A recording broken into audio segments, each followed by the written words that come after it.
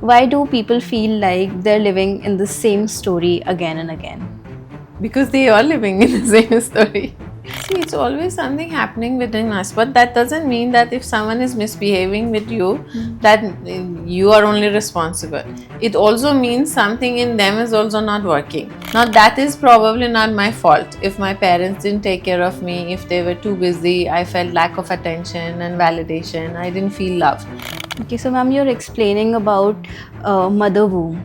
So this is something new to me. So can you explain, like, if there is any situation, so how it can affect a baby in the womb of a mother? Okay, I feel so stuck. I feel so stuck. I feel so stuck. And when we went back to the inner child, and then I took her to the womb. It was the feeling of the mother who was pregnant with her in a Yeah. bad marriage, thinking now the child will come, and now I cannot get away from this bad toxic relationship. Now I'm Yeah. stuck for life. Life is very neutral. There is no good, bad, and judgment. And if there is no good, so there can't be reward. And if there is no bad, so there can't be punishment. Hello everyone, welcome back to the channel. I'm your host Suryanshi. Have you ever wondered, same patterns, same issues keep happening into your life? You know, different people, different situations might happen, but same emotions, same disappointments, and same feelings keep on repeating. Is it just bad luck, our childhood, our emotions, or is it something much deeper than that? So, to answer these questions, we have our coach, Miss Seher, with us today. Hello, ma'am. Hello. Welcome back. Thank you. So, how are you doing today? Very well. How are you? I'm good. Thank you for having me. Yeah. So, we'll start off with our first question. So, my first question is, why do people feel like they're living in the same story again and again? Because they are living in the same story. They are repeating the same story because the pattern is residing in the subconscious mind, right? They have certain belief system, they're conditioned, they behaved and also they were behaved with in a certain way. So they're used to it. Now, whatever your mind is used to it feels safe in it, even if it is undesirable, even if it is painful, even if it is difficult. But the mind likes it and wants to keep it because it feels kind of familiarity and safety within this. So, therefore, you will keep living the same story through different people. Till the time you go back and change that programming at the subconscious level, your story will remain the same no matter how many characters walk in and out of it. And there are also times when people blame their surroundings, or they have to blame certain people XYZ, that this person is to be blamed. So what is your take? Is it because of our outside surrounding, or is it because something happening within us? Is it coming from there? See, it's always something happening within us, but that doesn't mean that if someone is misbehaving with you, that you are only responsible. It also means something in them is also not working.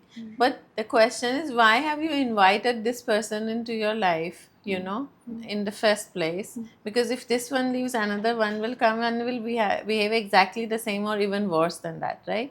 So, we see I am inviting a situation because of certain belief conditioning or childhood issue or a past life thing. Now, that is probably not my fault. If my parents didn't take care of me, if they were too busy, I felt lack of attention and validation, I didn't feel loved. Now, the other person comes and makes sure that I'm again not feeling loved. Here it is my responsibility to sit down and understand why am I experiencing the same thing and how should I change it. So maybe the other person is also misbehaving, but we can't expect them to change for my life to change. I need to change there, and then either that person also will change or will leave, but the responsibility of healing is with me, even if the wound wasn't caused by me. Okay, so my next question is, can every situation or any problem can be explained by their childhood, you know, wounds, or sometimes there are such issues that seems to be much deeper than that? Yeah, they are mostly actually issues are much deeper. Even if there is a childhood issue, the childhood issue has come because prior to that were some issues which can be in a past life or can be in the mother womb or it can be ancestral.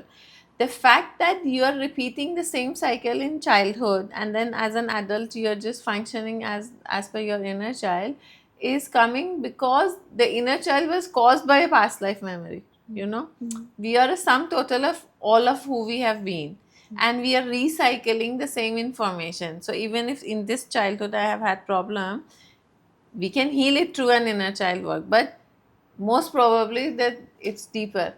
The real cause would have been prior to this lifetime. It can be in the womb, it can be at the time of soul plan when you're coming down, or it really can be in a past life. Okay, so ma'am, you're explaining about mother womb.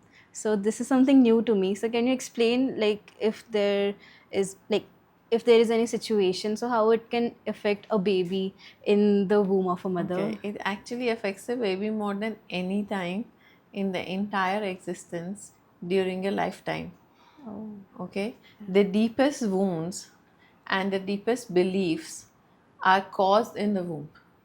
Okay. And the reason is when the child is forming in the womb, when this human being is forming in the womb, there's no conscious mind.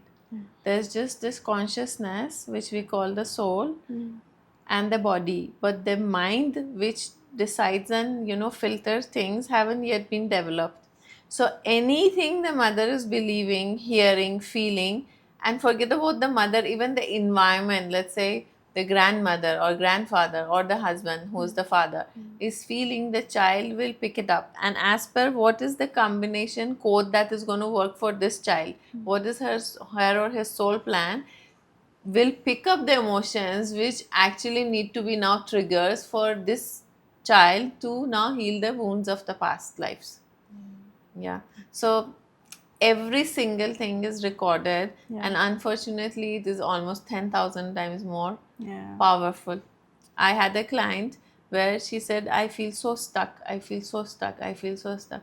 And when we went back to the inner child and then I took her to the womb, it was the feeling of the mother who was pregnant with her in a bad marriage, thinking now the child will come and now I cannot get away from this bad toxic relationship. Now I'm stuck for life. And it was the mother's feeling and belief. Yeah. So that is very deep. Yeah, it is. Yeah.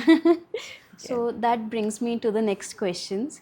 In any of your sessions, is there someone who couldn't understand what is going on in their life, or nothing just makes sense?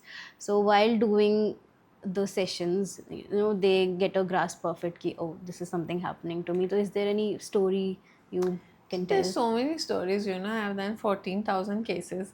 So there are really maybe more than that. Yeah. So there are too many stories. But if I have to say generalizing something that, oh, someone was stuck in every possible way and they came to the session and life got sorted, it doesn't really work like that. Whenever we are doing any session, we have a challenge or we have a pressing issue, and we are going to find the answers for that challenge. Now, if someone life is a big mess, and in every area of life it is a big mess, let's say from health to finance to relationship, then usually we want to start with health, because if health is there, then only life will happen. If health is not there, nothing else matters.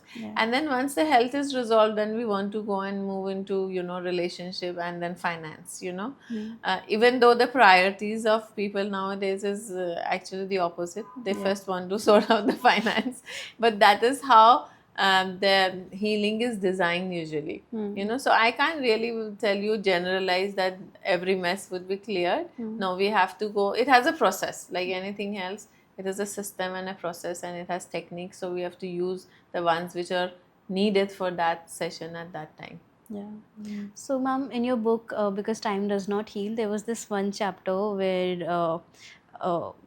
the viewers who might have not read the book, there was this one case where the guy was a consultant from Turkey, and and everything turned, everything bad things were happening in their life. So the wife was saying that maybe is it something related to black magic. So for our viewers, can you please tell us about that story, some of it? So actually, as I recall, I do so many cases, but what I recall is that, so they had contacted me because everything was really a mess, like your last question. So from health to finance to relocation, everything was going wrong. And then the wife was asking if it was a black magic. See, I don't know if people have read my other book, Twice Born. In that, I explained that whatever you believe in will affect you. Whether it is black magic, dark forces, or whatever, and whatever you don't believe in, even if they are there and they are at play, they will not affect you as much, and you will have the charge and control of your life. You can take over, you can do whatever. Now in this case of this gentleman and his wife from Turkey, so they thought it was a black magic, but it was actually a curse. Right. So when we got into the session, then the session went forward, then what we realized was that it was a curse of the wife's mother, in fact, right? Okay. Who not only had cursed in the past life but also in this lifetime. But the actual person was the wife who was the problem. So yeah, there are weird cases and weird stories come up. Usually, see, the thing is, when you people go for a therapy, they should go with an open mind. If you're rigid, if you've already concluded, if you are judgmental, the therapy become less powerful and slower. If you're open, you're willing to see the truth, then the therapy is more powerful and more immediate effect you will see. So many people say that I know about my patterns, but for some reason I cannot change it. So people who are aware and still not ready to, change their habits. So what would you say about such people and how? So a lot of people are actually what we call in therapy, we call it self-sabotage. That even if they are aware, they are not, I won't say they're not willing, they want to, but they're not able to change. And mostly they have a lot of excuses, which look like valid reasons. But usually the theme of such people is they're going through something what we call anger with God or anger with life, as a result of which they indulge in certain patterns which we refer to as self-sabotage. So a lot of them, it's not that they don't want to, it's just that there is this stubbornness with life, and they want that I did so much good, let's say in the past life or in my childhood or whatever, and I didn't get rewarded, because we have made people believe through religion and through stories that we tell that life is about reward and punishment. But we don't realize life is very neutral. There is no good, bad, and judgment. And if there is no good, so there can't be reward. And if there is no bad, so there can't be punishment. So these souls who think they did very well, like I have a case which I can't forget. So this person was a very, very devoted, practitioner of some kind of a yoga and meditation and all of that in some lifetime. And then he was a head priest of a very famous, temple somewhere. And then earthquake happened and he lost his entire family, and he was so angry with God in the session that I did everything right. I was the head priest. I didn't misbehave. I didn't cheat. I didn't lie. I guided so many people, and you took my entire family away, whereas I should have been rewarded for it. So now this person in fact came for drug and alcohol issue, which is the highest form of self-sabotage and escape. So when we did the session, then of course I knew as a therapist we are heading towards this issue of anger with God. And when he witnessed it, then we connected the dot back, how many habits he has or how many things he does which is self-sabotaging. And this is an extreme case of drug addiction and all, but there are so many other people who are struggling with life, and they really want to change, but they can't, because the subconscious programming is so strong. They need to go and find the cause and change it. Do you think can it also be related to karmics, like people who are willing to change, who are putting an effort and doing things, but sometimes it just doesn't happen? What do you mean by karmics? Who creates our karma? We create our karma. So if I can create something bad, I can also create the opposite of it. Karmics of like past life. Doesn't matter. So that is also created by my soul. Yeah. Let's say in a past life, I had a lifetime of, another case. We had a person has OCD, right? Yeah. And also alcohol issue again, right? Okay. So when we did the past life, actually it was a family constellation, but in that I also use past life regression if need be. So we Fest saw an inner child of a past life in which the child had leprosy at 8 months. Okay. And he kept on asking, but I was just a child. What was my fault? Hmm. Why did I have leprosy? Yeah. And therefore, the hand washing, so much of hand washing because OCD, because of Yeah. the leprosy of that lifetime, yeah, right? yeah. So, yes, that is also a karma, but then we had to go back and understand why did the child choose such a difficult life? And then there was another lifetime where he had misguided people and, caused illnesses and disease, and therefore then this lifetime, and then when we heal that inner child and that past life and the soul plan and everything. But the karma is also created by us. Yeah. All our lessons are chosen by us. Yeah. So we are the creator of our reality and we can change it. So, do you think law of attraction can work to someone if they keep on repeating the unconscious patterns? Law of attraction is always working. It's just that if you are not conscious about what you're doing with your life, it will work against you. Let's say you are operating from emotional wounds of, cheating or betrayal or not being loved or cared for or reciprocated. You feel love is unsafe because you went through some kind of abuse in the childhood or in a past life, whatever. So if you are not paying attention to what is your driving, what is your programming, what is driving you in life, all these emotional issues, then the law of attraction will make sure you invite more of the same situation and create more of it. Once you become conscious of it and you want to change it, then the law of attraction will make sure that your pattern is broken and you can change it. Would it be fair to say before trying to manifest our dream life, we need to understand the current life and the works of it? I think we need to see, life is too vast to understand all of it. What you can do is you need to understand yourself, because what you want to create, you should know why you want to create it.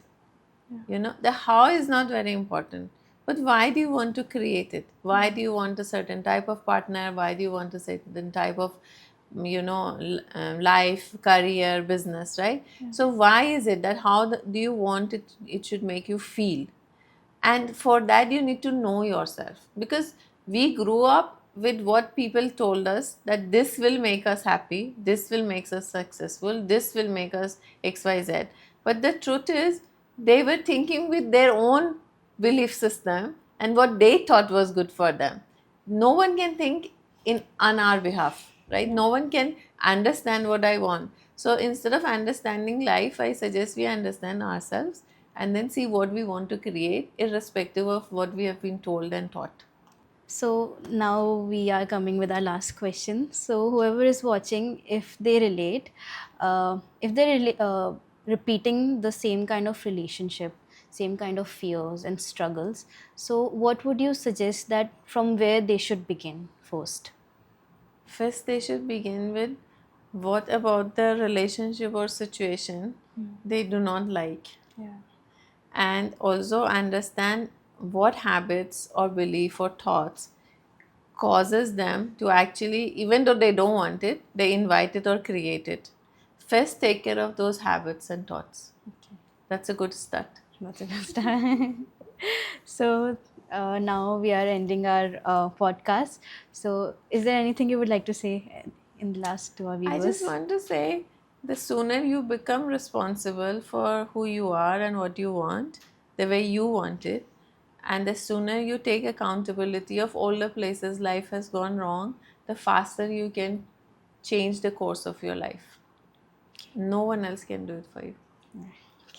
So thank you so much, ma'am, for you. coming here, and thank you so much for the viewers for watching this video, and hit subscribe and like this video and comment if you have any questions below. So thank you so much for watching.